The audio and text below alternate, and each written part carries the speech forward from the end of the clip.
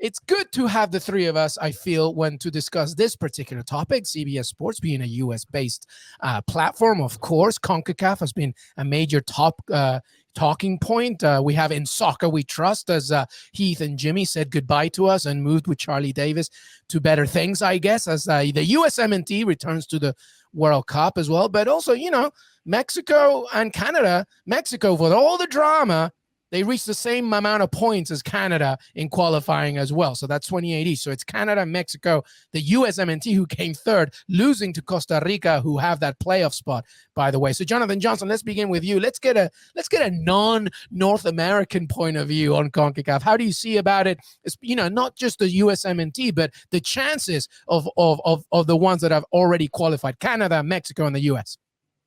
Well, first of all, really excited to see Canada at a World Cup. I think they've got some brilliant players in the current squad. Really excited to see what Jonathan David can do at an international tournament. Same with Alphonso Davies as well. I think as well, sort of in terms of the bigger picture, I'm really keen to see how Canada, Mexico, and the USMNT perform in Qatar, because it'll be an indicator as to who might be the strongest out of all of them, when, of course, the World Cup is partially on home soil in 2026 when it's split between the three countries. So that's definitely something that's going to interest me. I did sort of find it a bit amusing, the way that this qualification has been celebrated over in the States. Of course, it's a huge deal. It's great to have the US going back to a World Cup after missing out last time.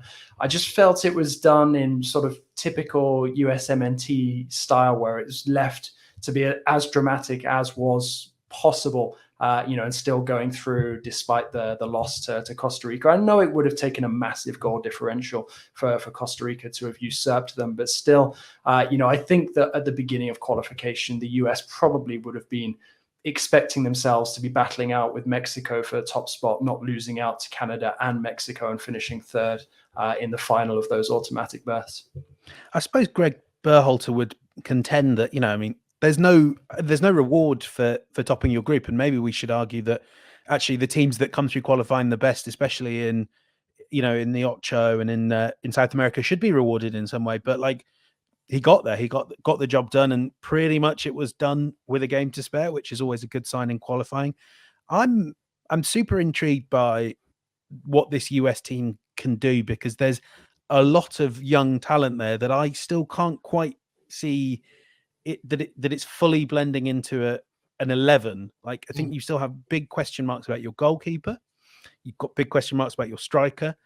But other than that, there's some really nice spots, and the talent is there. And obviously we're looking, as JJ was saying, we're looking at all of this partly with a view to 2026. But Mexico, I haven't followed a huge amount of their progress, but I like the look of a lot of their squad.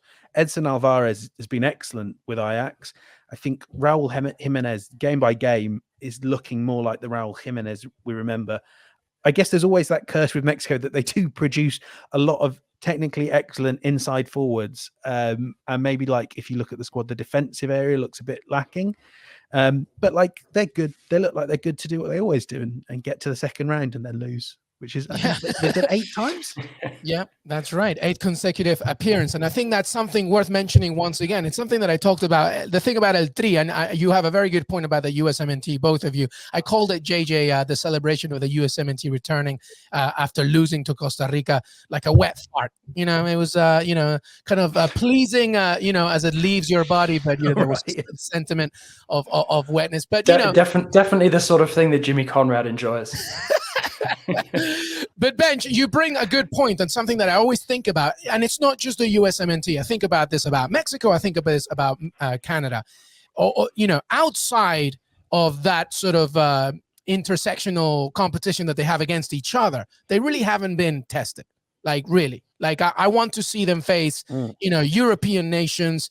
I want to see tough African nations. I want a Canada to face a Tunisia, for example, who only conceded 2 goals in qualifying, or a Switzerland, who they're not that sexy, but they're very stingy. Mexico is an interesting one because, it's all about momentum for them. They need to reach their peak by the time November comes. And, I don't even know if Tata Martino will want to stick around all this time until November. You make a good point against Raul Jimenez, but I think Chicharito not being in this squad is a mistake. So there are many issues here. Having said all that, it's exciting to see a Canadian side return for the first time in 36 years. Mexico and USMNT return.